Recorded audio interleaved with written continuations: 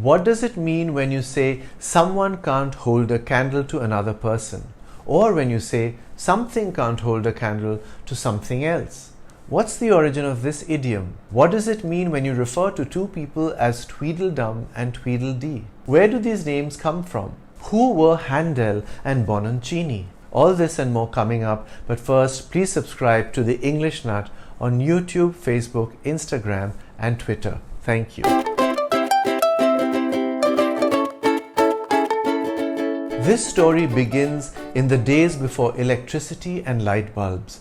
Master craftsmen had to work by candlelight. An apprentice held a candle in a position that threw the maximum amount of light on the object that his master was working on. This apprentice did not yet have the skills or experience necessary to perform anything more than this menial task. Now imagine an assistant, even less competent than this one. He could not even be relied upon to hold the candle for the master. This is the type of scenario that most likely gave rise to the idiom "can't hold a candle."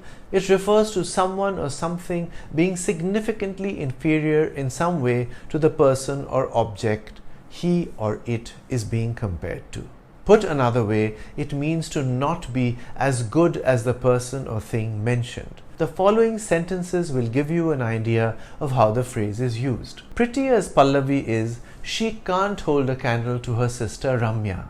Daman can't hold a candle to Goa as a holiday destination. Rathore is a good speaker, but he can't hold a candle to Tharur. Alexander McCall Smith's latest book is readable, but it can't hold a candle to his series about the #1 ladies detective agency. John Haywood's 1546 collection of proverbs contains a version of the phrase, "Who that worst may shall hold the candle."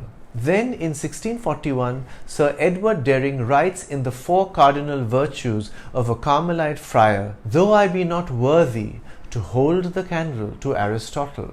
The wording is slightly different, but close to what we use today. Sir Edward Dering was an English antiquarian and politician. Aristotle, of course, is one of the greatest philosophers of ancient Greece, so few would be able to hold a candle to him. In 1773, on the feud between Handel and Bononcini by the English poet John Byrom gives us this rhyme. Some day compared to Bononcini, that Mynheer Handel's but a ninny. Others aver that he to Handel is scarcely fit to hold a candle. Strange all this difference should be twixt Tweedledum and Tweedledee. Handel was a German-British composer best known for his musical work Messiah. Mynheer is a Dutch title of address equivalent to Mr. or Sir. Bononcini was an Italian composer whose popularity rivaled Handel's at one point in time. This poem is inspired by the competition between the two. Byrom, who wrote the rhyme, referred to the two composers as Tweedledum and Tweedledee to imply that they are very similar to one another. He coined these two names based on tweedle, a word that means to sing or whistle. Dum and dee possibly suggest low and high sounds. These two names found their way into a nursery rhyme. Tweedledum and Tweedledee agreed to have a battle, for Tweedledum said Tweedledee had spoilt his nice new rattle. Just then flew down a monstrous crow, as black as a tar barrel, which frightened both the heroes so, they quite forgot their quarrel. While Byrom is credited with coining these names, it's possible that he found them in an old rhyme like the one I just recited. Later, Lewis Carroll named a pair of twins, Tweedledum and Tweedledee, in his book Through the Looking Glass and What Alice Found There. These two brothers never contradict each other, rather they complement each other's words. In the illustrations of the book by Sir John Tenniel, the famous English illustrator, the two characters are portrayed as looking identical.